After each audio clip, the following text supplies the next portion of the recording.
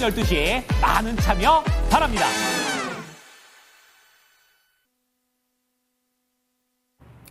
네, 바깥의 날씨가 참 오락가락합니다. 지금은 또다시 비가 시원하게 내리고 있는데요. 이런 날에는 창밖을 보면서 뜨끈한 라면 한 그릇 이렇게 먹으시면 기분이 참 좋아지지 않을까라는 생각도 해봅니다. 오늘 제가 이렇게 오프닝을 한 이유에는 다름 아닌 오늘 종목들의 강세가 확실히 두드러졌기 때문입니다. 농심과 함께 불닭 볶음면의 대표주자인 이 삼양식품까지 오늘 확실히 강세의 모습을 보여줬는데요. 이런 말이 떠오릅니다. 라면 먹고 갈래? 그렇다면 오늘장 윤재 초이스 제목부터 만나보시죠. 미안하다, 과소평가했다, 라면 종목들의 강세에 대해서 오늘 이야기 한번 풀어보도록 하겠습니다. 첫 번째 페이지부터 한번 살펴보시죠. 일단 삼양식품과 이게 농심 같은 경우에는 라면의 대표적인 종목이지만 빙그레도 음식료 섹터로 묶어볼 수 있기 때문에 실적 발표한 빙그레까지 한번 정리를 해봤습니다. 지금 전체적으로 쭉 살펴보신다면 삼양식품 실적이 잘 나왔다라는 점 확실히 아실 수가 있는데요. 전년 동기 대비 매출액은 18%, 영업이익은 33%, 순이익도 30% 늘어갔고요. 농심 같은 경우에는 실적이 다소 부진한 점은 있었습니다. 영업이익과 순이익 부분에서 전년 동기보다는 오히려 줄어들었다라는 점을 알 수가 있는데 어떤 부분 때문에 오늘 좀 고점이 11%까지 올라가고 종가 기준으로도 9%대 강세를 보였는지 잠시 뒤에 체크를 해보도록 하겠습니다.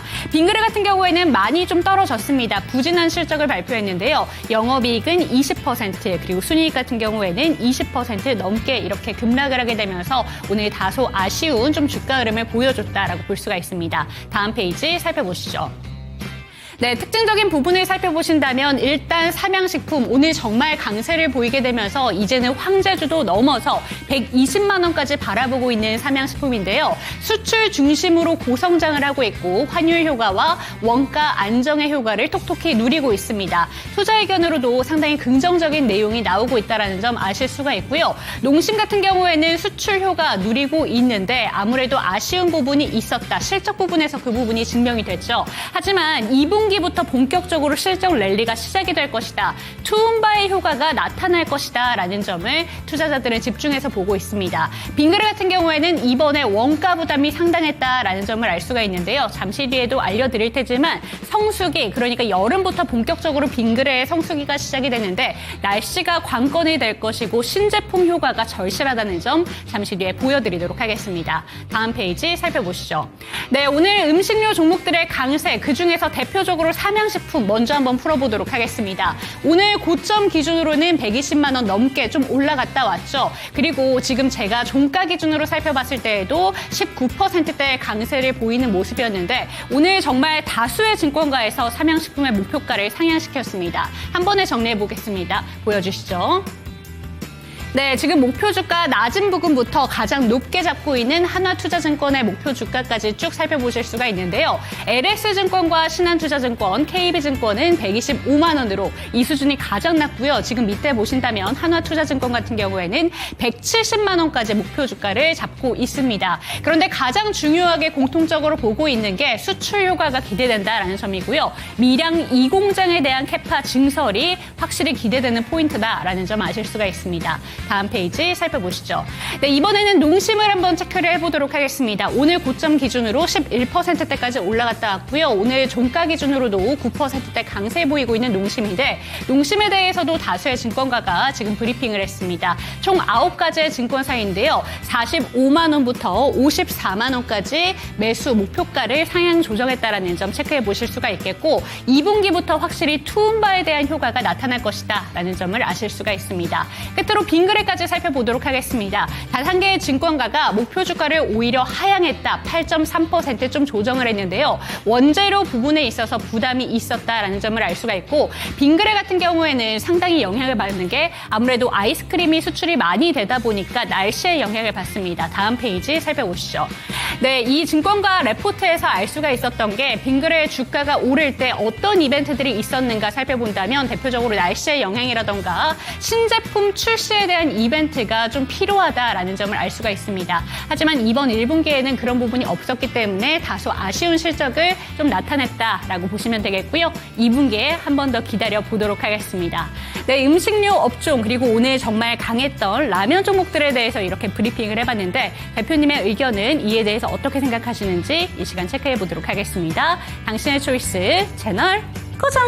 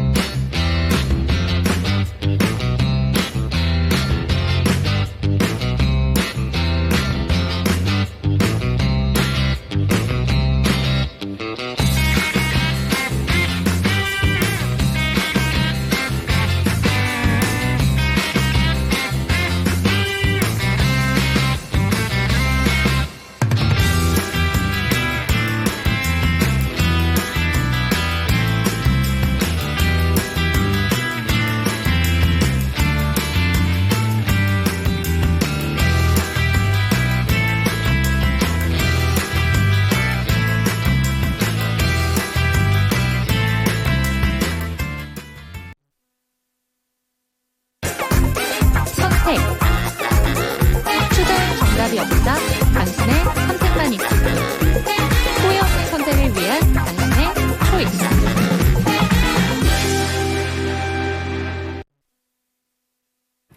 네, 후회 없는 선택을 위한 당신의 현명한 초이스를 도와드릴 저는 이윤지고요. 이 시간 함께 하실 전문가부터 소개해드리도록 하겠습니다. 장인투자클럽의 이창대 대표와 이 시간 함께합니다. 대표님 안녕하세요. 네, 반갑습니다. 네, 금요일입니다. 오늘 시장은 또 어떻게 보셨을지 모르겠습니다. 시장에서 좀 부각받은 종목들이 일부 종목들로 좀 쏠리는 경향이 있었던 것 같은데 오늘 시장 전반적으로는 어떻게 보셨을까요? 네, 일단 뭐 시장 자체는 최근에 이제 분위기는 상당히 좋다라고 느껴지실 것 같아요. 근데 이제 앞으로 증시가 좋을 것이냐에 대해서는 몇 가지 포인트를 좀 짚어보는 게 좋겠는데요.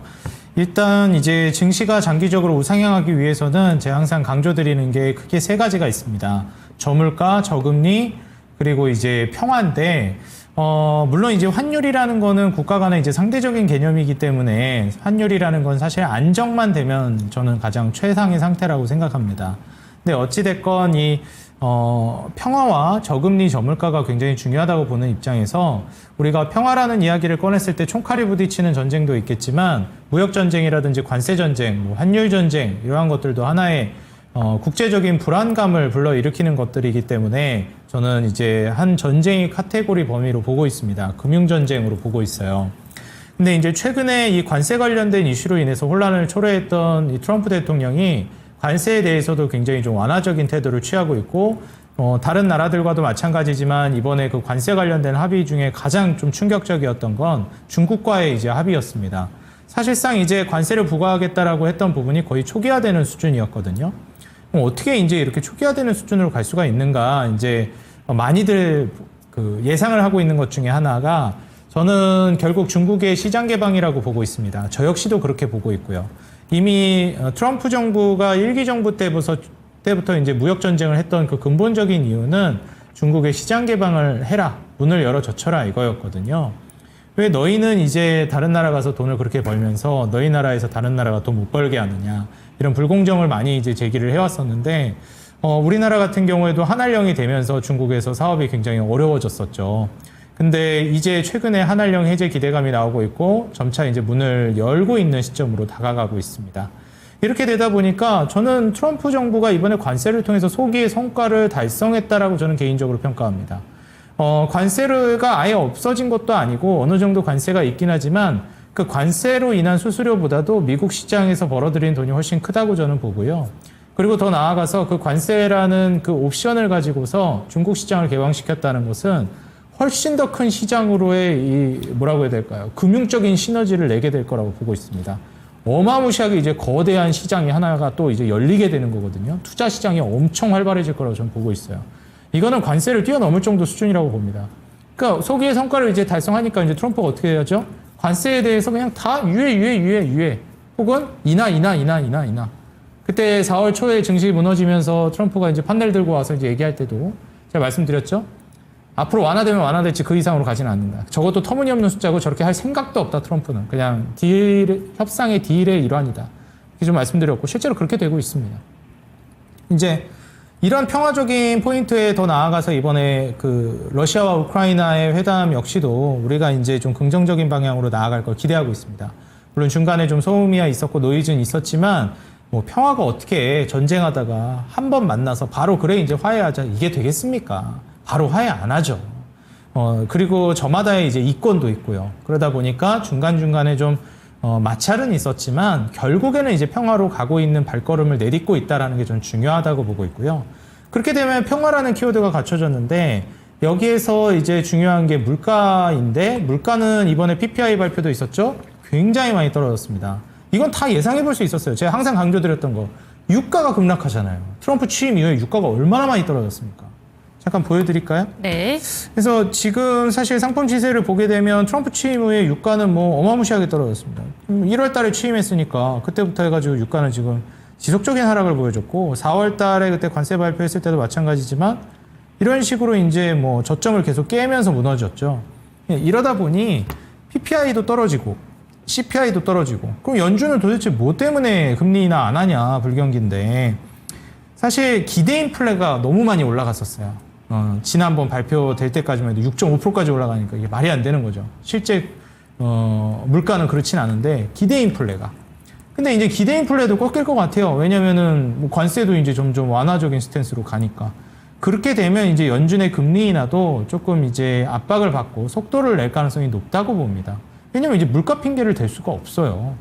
거기에다가 이제 더 나아가서 또 하나 봐야 될 게 저금리에다가 이제 저물가, 거기에다 이제 저금리까지 우리가 좀 기대해 볼 수 있는 시점으로 나아가고 있는 거죠. 아직 금리 인하에 대한 그런 힌트나 뉘앙스를 흘리고 있지는 않지만 충분히 기대는 해볼 수 있다. 그리고 지금은 엄연히 금리 인하 사이클이다라는 점을 감안해 보면, 이제 증시가 대세 상승을 보여줄 수 있을 만한 요건이 하나, 둘 퍼즐이 맞춰져 나가고 있다. 저는 이렇게 예상해서요. 이제는 장기적인 상승을 좀 내다보시면서 투자를 다소 공격적으로 하셔도 좋을 것 같고 그러면 현금을 이제 다 써도 될까요? 라고 하실 수 있겠는데 제가 계속해서 50% 정도 현금을 강조드려 왔습니다. 근데 현금을 다 쓰는 거는 권장드리고 싶지 않고요. 실제로 금리 인하를 하기 전까지 현금은 어느 정도 항상 확보가 되어 있으셔야 돼요. 그래서 조금 현금을 쓰거나 다소 공격적으로 하셔도 되겠다 말씀을 드리지만 그래도 어느 정도의 현금은 그래도 확보를 해두시는 걸 권장을 드리겠습니다. 금리 인하 실제로 하기 전까지는요. 네, 좋습니다. 그동안 이야기를 해주신 게 현금 확보의 중요성에 대해서 이야기를 해주셨는데 이제 시장의 분위기가 조금씩 달라지고 있다. 하지만 아직까지는 그래도 현금 확보를 어느 정도 해나가시는 게 다음번에 투자에 유리한 그 고지를 좀 점할 수 있다는 점까지 체크하시면 좋을 것 같습니다. 오늘 이제 윤재 초이스로 한번 넘어가 보도록 하겠습니다. 오늘 정말 라면 종목들이 강한 모습을 보여줬는데요. 일단 삼양식품이 오늘 120만 원까지 넘긴 종목이었고 또 농심 같은 경우에도 고점 기준으로 10% 넘는 급등을 보여줬습니다. 반면에 라면은 아니지만 같은 음식료 섹터인 빙그레 같은 경우에는 7% 넘는 급락을 보여줬는데 이 종목들 어떻게 보는 게 좋을까요?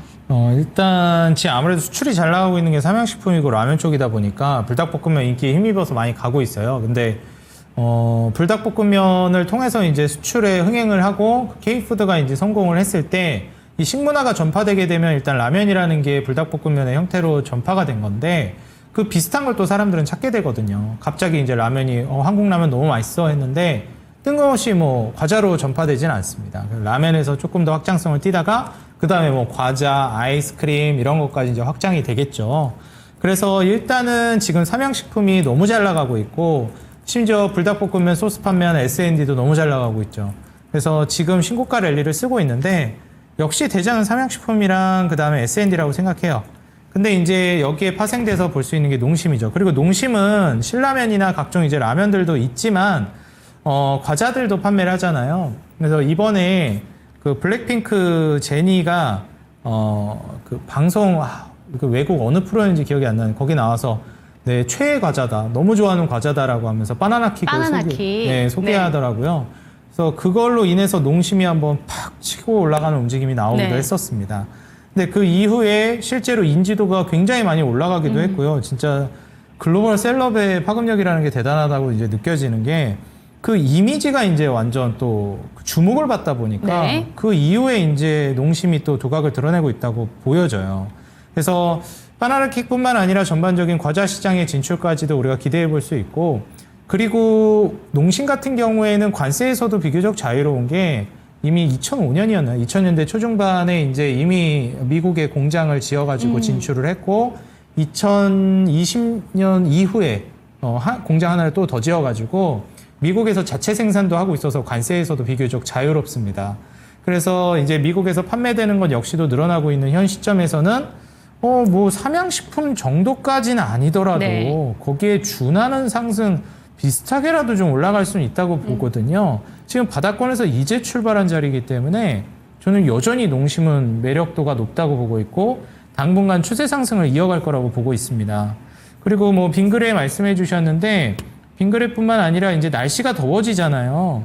그래서 뭐 롯데웰푸드 같은 이거 빼빼로로 유명한 네. 이러한 기업들도 뭐 아이스크림 수요가 늘어나면서 주가가 좀 올라갈 수 있다고 보고요. 작년에 롯데웰푸드가 주가가 굉장히 많이 올라갔었는데 5월에서 6월 이때였어요. 날씨 더워지기 시작할 때. 그러면서 이제 판매량이 올해는 너무 빨리 더워졌어요 하면서 그쵸. 이때 그 빙과류, 네. 빙과 제품이 많이 이제 올라가면서 매출이 이제 발생해서 주가를 올렸거든요. 근데 아직은 롯데웰푸드가 추세가 지금 그다지 좋은 상태는 아니어서 기술적으로 봤을 때 지금 투자하시라 이런 거는 권장드리고 싶진 않은데 좀 관심 있게 넣어두시는 건 좋을 것 같아요. 그러면 오히려 삼양식품은 지금 너무 많이 올랐기 때문에 지금 접근하기는 좀 그렇고 오히려 빙과류 쪽으로 접근을 해봐야 된다라는 말씀이실까요? 네, 근데 매수를 지금 하는 건 그렇게 네. 권장드리고 싶진 않고요. 지금 그러면 매수해도 될 만한 거는 저는 농심 같은 거는 지금도 여전히 좋다고 봐요. 네. 그리고 이제 오리온이라는 기업이 있는데 오리온이라는 기업이 있다라고 얘기하는 것도 웃기네요. 모르는 분이 없을 텐데. 예.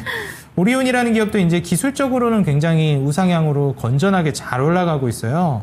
그래서 오리온 이제 초코파이가 이 중화권 시장에서 굉장히 잘 팔리고 있어요.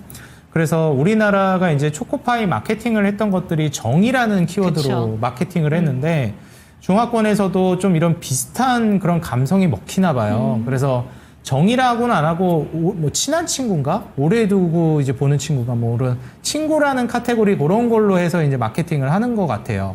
그래서 그러한 키워드들이 먹혔는지 중국 진출 중화권 시장에서 굉장히 판매량이 이제 좋고 그 다음에 지금 이번에 투자를 진행하는 것 역시도 시너지를 좀 많이 내고 있습니다. 그리고 제일 중요한 게 오리온은 일단 리가켄바이오 투자 이게 또 시너지가 강력하다라고 봐가지고 그러한 좀 시너지 효과도 좀 기대해 볼 수 있다고 봐서 여름이 되다 보니 뭐 롯데웰푸드라든지 각종 종목들도 기대는 되지만 차트를 봤을 때는 뭐 오리온이나 농심 같은 기업들이 조금 더 매력적으로 현재 시점에서는 보여집니다. 네, 음식료 종목들 살펴봤습니다. 지금은 현재 삼양식품은 너무 많이 올랐기 때문에 접근하시기보다는 다른 쪽으로 한번 이야기를 풀어줬는데요. 농심 여전히 좋고요. 같이 한번 볼 수 있는 음식료 섹터가 오리온이다라는 점 짚어주셨고 아직까지 추세는 돌리지 않았지만 빙과류 업종 같은 경우에도 꾸준히 지켜보자라는 말씀까지 체크가 되셨으면 좋겠습니다. 윤재 초이스는 여기서 한번 마무리를 지어보도록 하겠고 대표님의 두 가지 종목 화면을 통해서 만나보도록 하겠습니다. 네, 오늘 들고 오신 두 가지 종목 만나보시면요. 넥스텔과 효성중공업 이렇게 들고 오셨습니다. 좀 사이즈가 큰 쪽으로 주무장 쪽으로 한번 들고 와 주신 것 같은데 우선 초이스 종목 궁금합니다. 어떤 종목 들고 오셨을까요? 네, 오늘 초이스 종목은 효성중공업을 준비했고요. 최근에 이제 전력인프라가 다시 움직이고 그쵸. 있어서 전력인프라 쪽은 너무 많이 오르는 거 아닌가? 지금 또 간다고 하는 거야. 뭐 맞긴 한데 이게 더 계속 갈 수 있을까 하는데 네. 전반적으로 아직도 저평가예요. 그렇기 때문에 지금 다시 출발하는 시점의 초기에는 잡아도 저는 좋을 것 같다 생각 들고 그동안은 오랜 시간 동안 좀 소강 상태에 접어들어 있었기 때문에 투자하기 좀 꺼려졌죠. 왜냐하면 그냥 박스권으로 이게 어디까지 횡보할지 네. 모르니까. 근데 이걸 뚫는 시점이 이제 최근에 나오고 있고 수급이 외국인 수급을 중심으로 확 들어오고 있습니다. 그래서 이런 포인트를 좀 주목해 봤을 때 이 넥스틸도 알래스카 프로젝트로 그러니까요. 가져온 건데 둘 다 너무 매력적이거든요. 그래서 고르긴 어려웠지만 효성중공업으로 오늘은 초이스를 준비해 왔습니다. 네, 좋습니다. 비초이스 종목부터 한번 만나보도록 하겠습니다. 알래스카 LNG 프로젝트 관련해서 넥스틸을 들고 오셨는데 오늘 주가로만 본다면 넥스틸이 조금 더 강합니다. 지금 오늘 종가 기준으로 4%대 강세를 보였는데요. 비초이스 종목도 늘 지켜볼 만한 종목을 들고 오시기 때문에 이 종목의 포인트도 한번 살펴주시죠. 네, 일단 뭐 우리가 넥스틸뿐만 아니라 휴스틸, 세아제강 요 크게 한 3가지 종목들을 강관 수혜주로서 알래스카 프로젝트 테마가 이제 붙은 종목들입니다. 일단 이제 세아제강도 그렇고 휴스틸, 넥스틸 전부 다 미국 공장을 짓고 있거나 이미 지어서 생산하고 있습니다. 그래서 사실 관세에서 비교적 자유로울 것이다라는 이제 평가가 있는 기업들이고요. 넥스틸을 이제 조금 더 자세히 보자면 방금 말씀드렸던 미국의 알래스카 프로젝트가 한 지난달, 지지난달 한 2달 정도 전에 이제 한창 말이 많이 나왔었잖아요. 알래스카 프로젝트를 진행할 것이다. 뭐 한 1,300km인가 거기를 이제 딱 가스관 신설하고 그 다음에 거기서부터 수출을 할 것이다. 이렇게 얘기를 했었죠. 제가 이거 한번 어디에서 보여드린 적이 있었는데 지금은 미국이라는 땅이 어떻게 생겼는지 다들 지도 한번 찾아보시면 아시겠지만 미국이라는 나라가 이제 북미 쪽으로 이제 카테고리를 묶어서 캐나다 밑에 있고 그 다음에 그 아래에 남미가 이제 펼쳐져 있잖아요. 그래서 캐나다랑 이제 남미 사이에 있기 때문에 여기서 이제 수출을 할 때 굉장히 돌아가야 돼요. 그래서 LNG를 운반할 때 LNG 운반선들이 좀 돌아가야 되는데 지금 아시겠지만 여기에 미국이 있으면 알래스카가 이쪽에 딱 옆으로 빠져나와 있거든요. 삐져나와 있어요. 네. 그러니까 이제 태평양 쪽으로 이제 딱 떨어져 있기 때문에 거기서 그냥 즉각적으로 아시아 국가들에다가 이제 수출을 하면 뭐라고 해야 될까? 거의 직선거리로 정말 그 경로를 단축시킬 수 있거든요. 그러니까 좀 원래는 여기서 이제 돌아가야 되는 코스를 딱 찔러갈 수 있게 된 거죠. 그러다 보니까 이제 너희 일본, 한국, 너희 그 동아시아 국가잖아. 알래스카랑 가깝잖아, 너희. 그동안 여기서 이제 돌아서 갔어야 되는데 이거 이제 운반 비용도 아끼고 시간도 아끼고 너희가 직접 와서 개발해서 돈 벌어가고 그 다음에 우리한테 에너지 사가. 니네가 개발하고 니네가 사가. 이런 거거든요.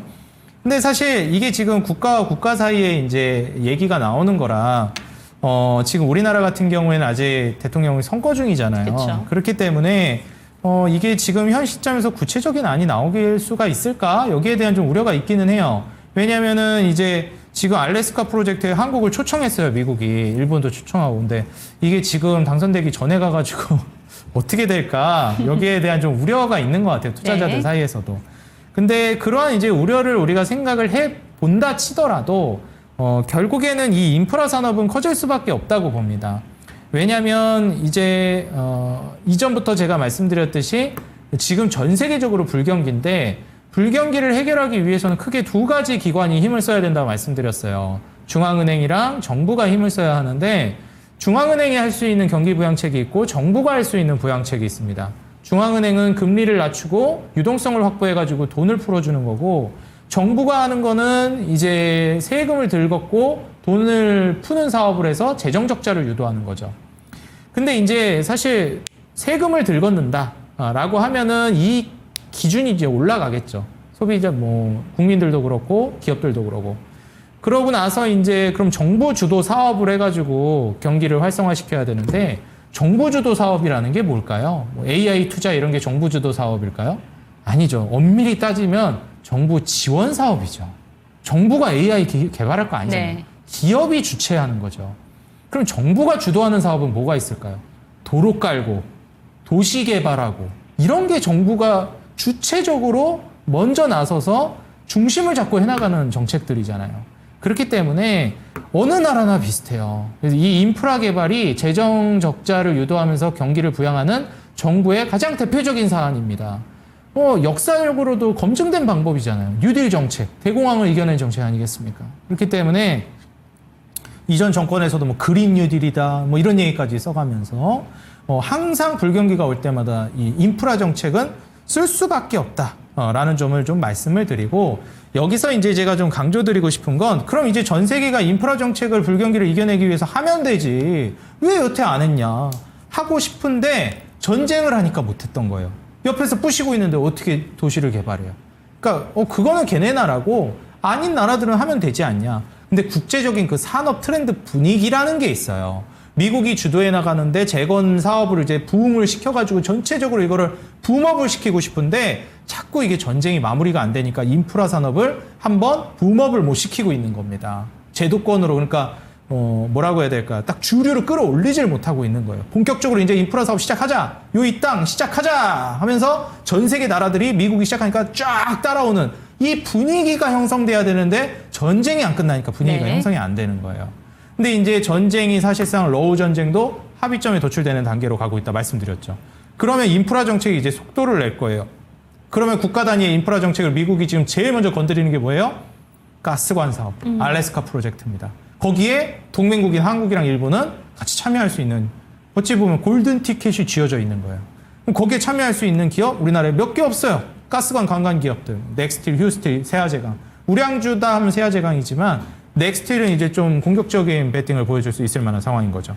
그래서 지금 현 시점에서는 에너지, 석유, 가스, 산업용 관관을 제조하는 이제 넥스틸의 수혜도 기대되고 일단 미국 수출 비중이 굉장히 높습니다. 그래서 이러한 포인트들을 좀 긍정적으로 보시면 되겠다 말씀을 드리면서 넥스틸 같은 경우에는 앞으로도 좀 움직임이 강력하게 나올 가능성이 있으니 이러한 포인트들을 한번 좀 주목해서 보시면 좋겠다 이렇게 말씀을 드리겠습니다. 네, 좋습니다. 비초이스 종목 만나봤고요. 이제 초이스 종목으로 한번 넘어가 보도록 하겠습니다. 차트를 한번 길게 봤더니 효성중공업의 차트가 좀 놀랍다라는 생각이 듭니다. 불과 2023년만 해도 8만 원대, 2022년 때는 6만 원대였던 종목이었는데 어제 신고점 만들어내면서 거의 60만 원까지 갔으니까 2022년부터 지금 불과 한 2년 정도 만에 거의 10배 넘게 성장한 종목입니다. 이 종목 여전히 그래도 기대해 볼 만한 종목인 건지 어떤 포인트를 살펴보는 게 좋을까요? 효성중공업은 여전히 저는 긍정적으로 보고 있고요.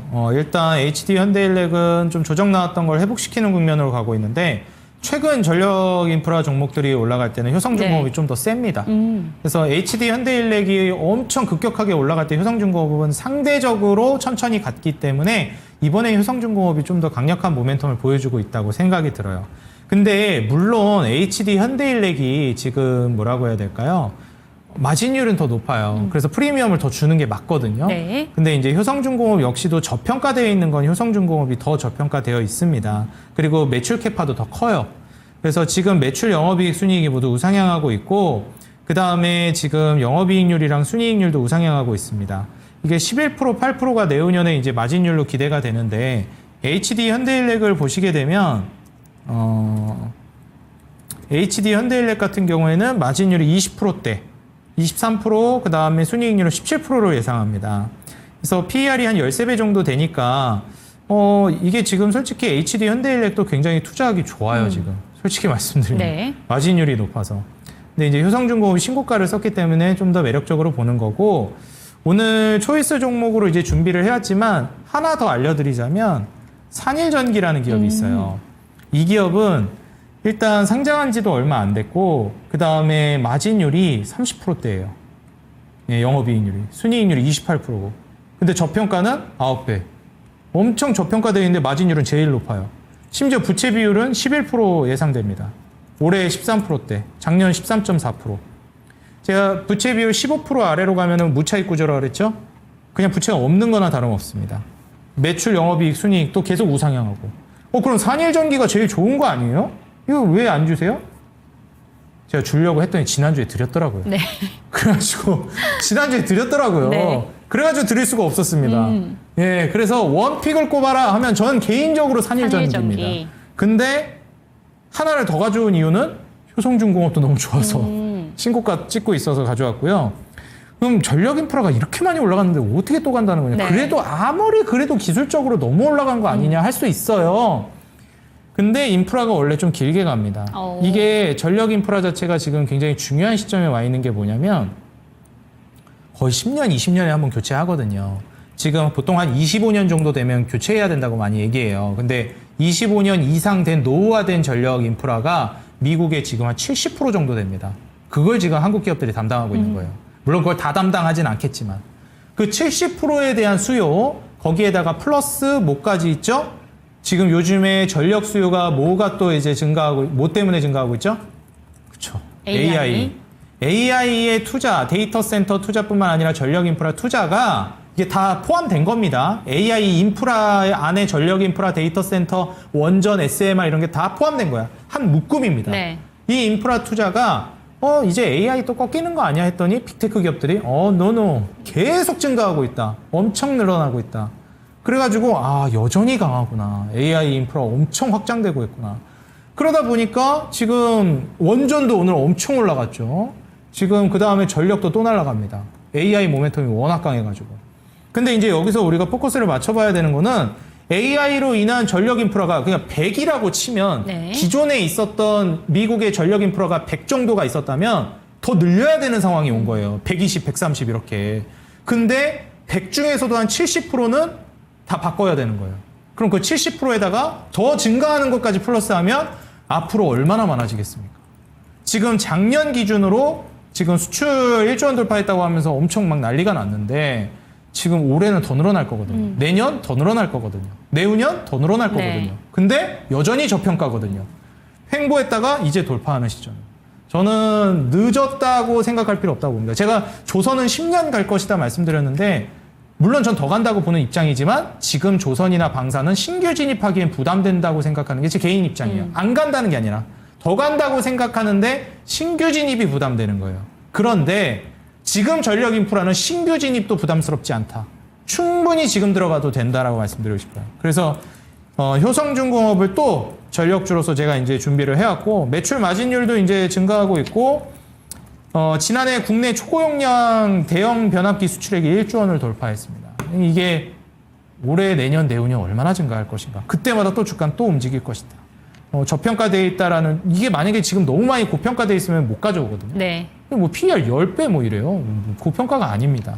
그래서 이러한 포인트들 잡아보시면서 오늘은 이제 산일전기 이어서 효성중공업까지 좀 제시를 해드리도록 하겠습니다. 네, 지난주에도 열변을 좀 이야기를 해주셨습니다. 전력 설비 인프라 분야가 단순히 몇 년 안에 끝나지 않는다라는 점을 생각해 본다면 지금도 충분히 많이 올라왔다라고 생각할 수 있지만 앞으로도 더 갈 여력이 충분히 남아있다라는 이야기 해주셨습니다. 지난주에는 산일전기, 이번 주에는 효성중공업 들고 오셨으니까요. 체크가 잘 되셨으면 좋겠고 오늘장 초이스 종목은 효성중공업 만나봤습니다.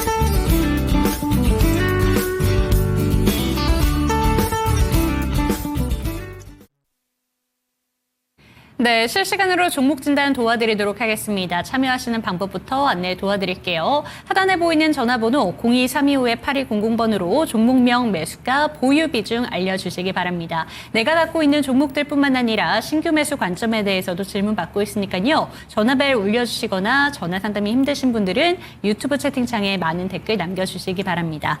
네, 첫 번째 종목입니다. 아모레퍼시픽 체크해 보도록 할 텐데 참사랑님의 종목이고요. 14만 5천 15,000원의 10% 비중을 좀 보유를 하고 계십니다. 일단 실적은 그래도 나쁘지 않게 잘 나왔습니다. 그리고 이제 중국 쪽에 대한 기대감 다시 한번 열리고 있고 보통 아모레퍼시픽 하면 우리가 중국을 떠올리게 되는데 미국 향으로도 아모레퍼시픽은 참 잘 해내고 있다라는 그 대장주의 품격을 보여주고 있습니다. 하지만 14만 원대니까 조금은 시간이 걸릴 것 같은데요. 어떻게 바라보실까요? 일단 주가 바닥 구간은 오랜 시간 잘 이제 다져놨기 때문에 최근 이제 2023년에서 2025년에 형성했던 저가 부분을 이탈할 가능성은 좀 낮지 않을까 저는 보고 있어요. 왜냐하면 이익 캐파가 계속 늘어나는데 네. 그 바닥 구간을 이제 이탈할 가능성은 좀 적다고 보거든요. 보통 이제 10만 원 정도 이 구간을 이제 매물대로 잡고서 지지 라인을 구축해 줬는데 10만 원 아래로 이탈하게 된다라고 하면 좀 위험하다라고 봅니다. 근데 이제 이탈하지 않는다라고 하면 저는 그냥 홀딩하는 게 좋을 것 같고요. 지금 박스권 상단으로 자리 잡혀 있는 게 14만 5천 원이에요. 여기가 지금 과거에 지지를 받았던 네. 구간, 그리고 현재는 저항을 맡고 있는 구간이에요. 보시게 되면 이런 구간이거든요. 그래서 여기에 이제 지지를 확인할 수가 있고, 그 다음에 최근에는 이런 식으로 저항을 맡고 있는 걸 확인할 수가 있어요. 그러다 보니까 아무래도 14만 5천 원의 이제 저항대를 돌파하기는 쉽지는 않을 거라고 보여집니다. 근데 지금 현 시점에서 매수가가 절묘하게 14만 5천 원이에요. 그러니까 다들 매수하는 그 자리에서 네. 같이 매수하셨습니다. 그렇죠. 대중들이 매수하는 그 자리에 우리 시청자님도 그 대중에 속하신 겁니다. 네. 그래서 여기를 돌파하기가 쉽지는 않을 거예요. 근데 이제 돌파한다고 하면은 이제 그대로 쭉 치고 갈 가능성이 높거든요. 그래서 저는 한 14만 5천 원 정도까지 올라가는 거는 노려보셔도 될 것 같고요. 그 이후에 이제 추가적인 모멘텀을 원하신다라고 하면 너무 길게 가져가는 게 싫다. 그럼 거기서 정리를 하시고, 본전 구간에서, 그 다음에 이제 나는 그래도 그 위로 한번 추세 뚫고 소화시키고 돌파하는 것까지 보겠다라고 하면 가져가 보시는 게 네. 좋겠는데, 그러면 소화할 수 있겠는가라고 보면 조금 애매해요. 왜냐하면 중국 시장 개방에 따라서 이제 흐름을 좀 지켜보는 게 좋을 것 같은데, 14만 5천 원 그 부근까지 올라갔을 때 그 시점에서 한 번 더 분석을 하는 게 되게 중요하거든요. 뚫을 수 있을지 그쵸. 없을지는. 그래서 지금은 일단은 매수가까지 올라가는 거는 기다리셔도 좋을 것 같다. 10만 원만 이탈하지 않으면. 그렇게 일단 1차적으로 잡아드리도록 하겠습니다. 네, 14만 5천 원 평단가가 딱 지지라인이다라는 점 짚어주셨습니다. 과거에 많은 분들의 매물대가 좀 있는 구간이기 때문에 우선은 기다리자. 그런 다음에 이 평단가까지 올라온다면 그때 다시 한번 상담 주시기를 권해주셨습니다. 지금 현재 구간에서는 매도할 타이밍이 아니라고 하니까요. 참고가 되셨으면 좋겠습니다. 두 번째 종목으로 넘어가 보도록 하겠습니다. 해사랑님의 종목이고요. 오늘 상한가 기록한 종목이죠. 어제 시간의 거래에서도 상한가로 마감을 보여줬던 마이크로 컨텍스를 체크해 보도록 하겠습니다. 하지만 평단가는 오늘보다 조금 높습니다. 14,900원에 10%. 오랫동안 보유를 했는데 이제 수익을 볼 수 있을지 대응 전략 부탁드립니다. 라고 보내주셨고 어제 오늘 이렇게 상한가 마감을 보여준 이유는 실적에 대한 그 좋은 서프라이즈가 나왔습니다. 어떻게 바라보는 게 좋을까요? 일단 삼성전자 SSD 가격 인상으로 인해서 낸드 수요 좀 올라간 게 큰데 거기 이제 부품 계열사다 보니까 계열사가 아니라 이제 그 거래처다 보니까 네. 같이 이제 좀 올라가고 있습니다. 결국 이제 삼성의 이제 가격 인상이 가장 수혜를 받고 있는 종목이라고 볼 수 있겠는데 갔음에도 아직 매수가가 안 왔네요. 네. 그게 조금 문제인데 상한가를 갔음에도 아직은 좀 더 분발을 해야 되겠네요. 그러면은 이제 이익 캐파가 얼마나 늘어날지를 좀 예상해 보는 게 좋겠는데 시총이 아직 1,000억도 안 돼요. 이런 기업들은 사실 비중이 많으면 안 되거든요. 뭐 10%에서 더 늘리는 건 권장드리고 싶지 않아요. 근데 홀딩 해보는 거 좋을 것 같다. 15,000원이 이제 전고점입니다. 이게 15,000원이 지금 매물대예요. 계속 저항 맞는 자리거든요. 이거 뚫으면 이제 슈팅 나오는 거예요. 네. 이런 기업들은. 엄청나게 올라가는 겁니다. 2015년에 한번 여기 뚫었었네요. 그 이후로 계속 못 뚫고 있습니다. 2021년 말, 22년 초에 한번 시도했다 깨졌고 23년 말에서 24년 초에 시도하려다가 깨졌고 그래서 지금 15,000원 딱 지금 시청자님 매수가 부분이죠. 네. 어쩜 이렇게 다들 매물대 혹은 고점에 딱 그 적절한 그 시점에 매수를 하시는지 그래서 지금은 좀 빠지더라도 이 돌파하는 거를 좀 노려보시면 좋을 것 같아요. 15,000 뚫고 올라가는 거를. 그러지 않는다라고 하면 계속 쭉 가져가 보시고 어쨌든 이제 호조가 지속되고 있기 때문에 매도할 필요는 없을 것 같습니다. 근데 15,000원 한번 기술적 저항을 맞을 수는 있다. 그 그 정도를 이제 좀 염두에 두시고 네. 아, 나 이거 물려있던 거라 너무 스트레스 받아요 하면 그냥 거기서 아예 정리하시거나 반을 덜어내시는 전략도 괜찮습니다. 절반으로 이제 욕심내시고 시총이 지금 1,000억도 안 돼요. 이런 그쵸. 기업들은 비중을 크게 들어가는 게 아니고 돈도 많이 넣으면 안 돼요. 그래서 적절한 수준으로 들어가서 수익률을 폭발적으로 노리는 거예요. 막 2배, 3배. 지금 800억이니까 2배, 3배 가도 뭐 2,000억, 3,000억도 안 돼요. 3배 가면 얼마지? 뭐 한 2,000억 중반 되잖아요. 그러니까 뭐 3배 가도 2,000억대 뭐 중후반이란 말이에요. 그래서 아예 이런 거는 이제 폭발력 있게 올라가는 걸 노리는 거고 소액으로 그냥 묻어두고 그렇지 않으면은 아예 그냥 진입을 안 하는 게 낫습니다. 그래서 변동성도 크고 그냥 수익률도 크게 가져가시는 게 맞다. 근데 수익률을 크게 가져가실 생각이 없으면 다른 종목 하시는 게 맞습니다. 아, 우량주로도 20-30% 거뜬하게 요즘 다 안 되는데 삼양식품도 저고점에서 지금 20-30%를 그러니까요. 날리는데 무슨 네. 예, 시총 800억짜리로 불안하게 이렇게 하십니까? 그래서 20-30% 노릴 거면 애초에 이거 들어갈 이유가 없는 거예요. 이런 종목은 20-30% 수익을 낼 거면 기본 40-50%를 노리시면서 들어가는 겁니다. 이런 거는. 그리고 적은 비중으로 들어가야 되는 거고. 그런 포인트만 이제 잡으셔가지고 보시면 될 것 같고요. 15,000원 돌파 가능할 것도 같거든요. 제가 봤을 때는. 오늘 상한가 마감이 있기 때문에 내일 또 갭 뜰 거란 말이에요.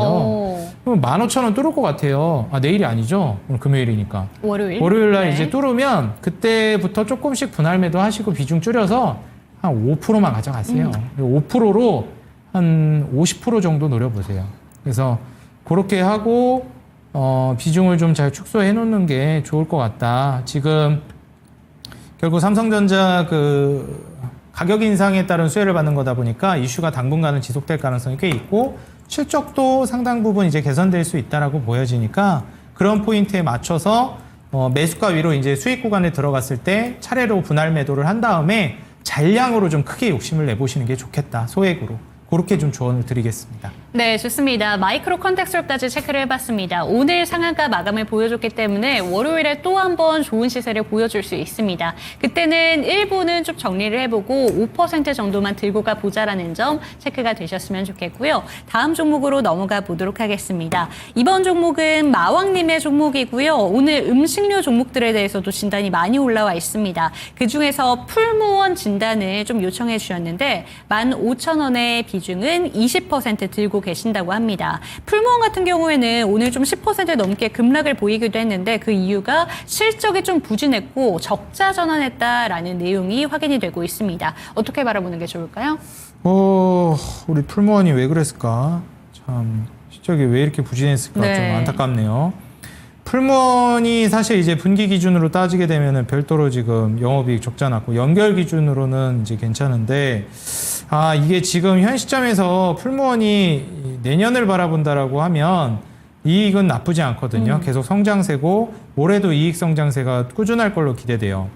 그리고 이게 최근에 그 라면부터 넘어가고 있는 게 한국 문화가 넘어가면서 제가 엔터도 굉장히 그쵸. 장기적으로 좋게 보는 게 문화산업이 전파되고 있는 거거든요. 그러면 이게 하나만 전파되지 않아요. 식문화도 같이 전파되고요.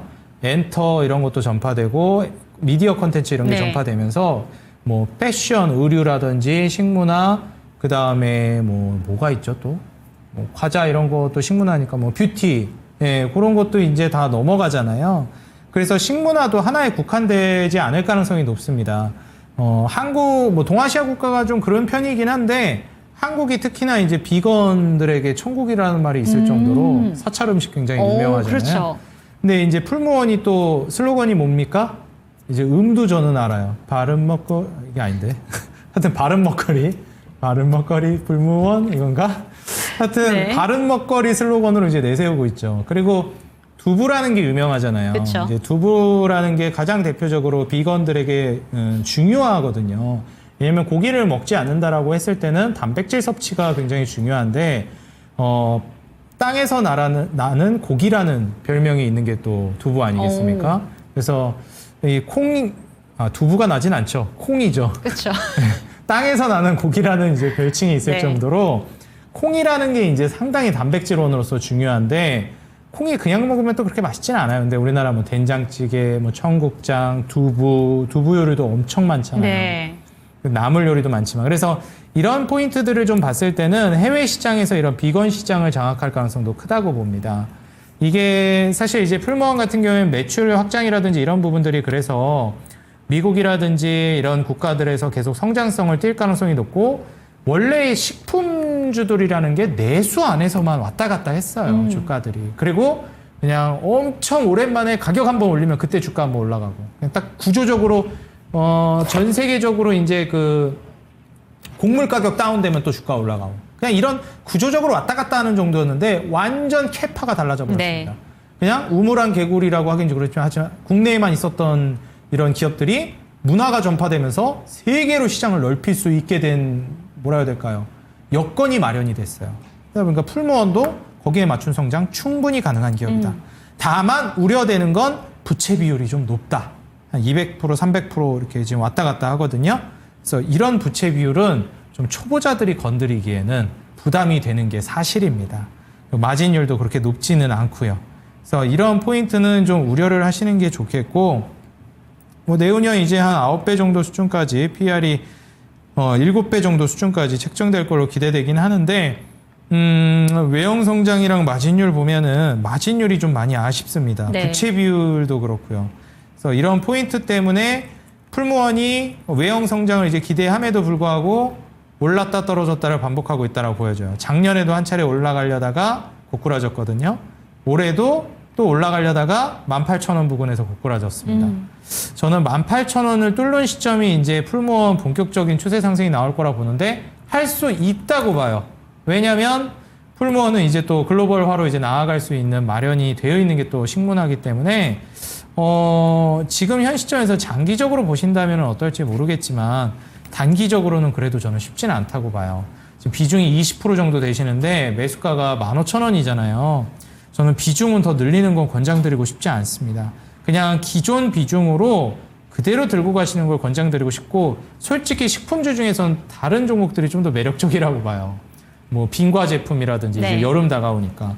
그리고 앞서 말씀드렸던 농심이나 오리온 이런 종목들도 추세가 좋아서 차라리 이러한 종목들이 더 괜찮아 보이지 롯데헬프드 뭐 이런 쪽 하물며 차라리 오뚜기나 풀무원은 좀 비교적 매력도가 떨어진다. 다른 식품주들 대비해서. 이렇게 좀 말씀을 드리고 싶습니다. 네, 풀무원까지 살펴봤고요. 좋은 종목들 또 정리해 주셨으니까 참고가 되셨으면 좋겠고, 한 종목만 더 보도록 하겠습니다. 순영님의 종목이고요. 셀트리온 182,000원 20% 진단 부탁드립니다. 라고 이렇게 올려주셨는데, 약가인하가 또 위기가 아니라 기회다라고 서정진 회장이 밝혔고, 그렇죠. 올해도 연매출 5조까지 문제 없다라고 밝혔지만 주가는 문제가 있어 보입니다. 그렇죠. 대표님 어떻게 보실까요? 근데 주가는 이거는 뭐 셀트리온만 그런 건 아니니까 뭐 이거는 뭐 트럼프가 그런 걸 어떻게 하겠어요. 네. 이제 의약품 관세 한다고 하면서 제약바이오 업계가 지금 다 불안해하고 있고 다 휘청거려요. 뭐 우리나라만 그런 게 아니라 유럽이나 지금 미국 같은 경우에도 마찬가지예요. 완전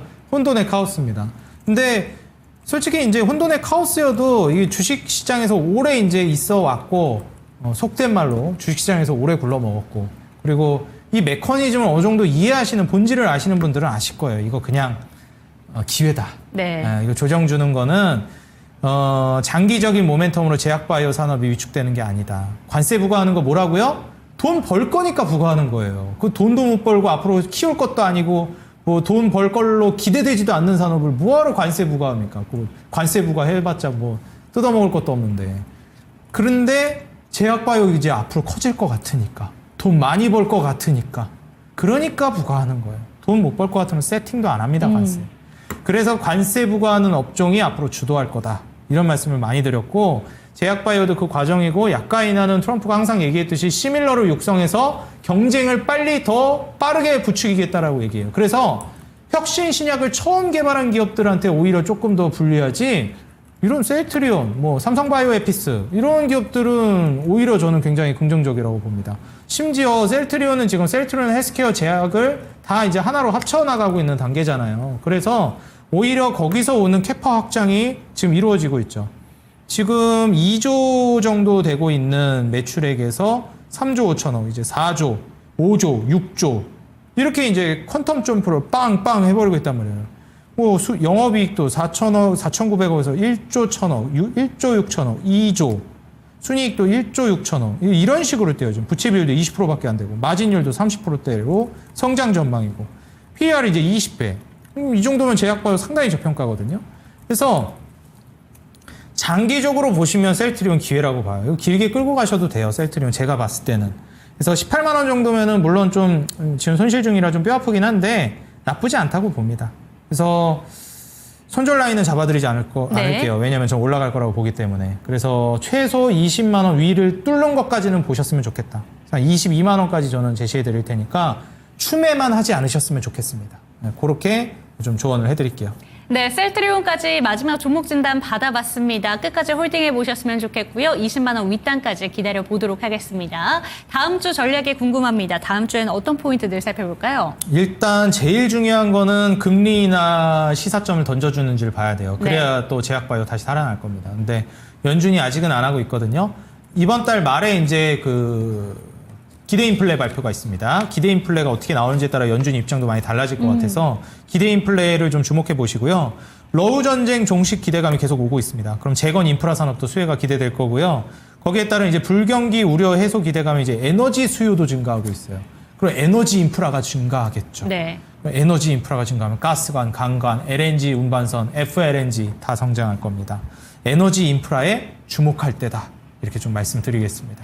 네, 다음 주 전략까지 자세하게 풀어주셨습니다. 참고가 되셨으면 좋겠고요. 종목에 대한 상승과 하락은 보장하지 않는다는 점 기억해 주시고 주말 푹 쉬시고 저희는 다음 주 월요일에 뵙도록 하겠습니다. 시청해 주신 여러분 고맙습니다.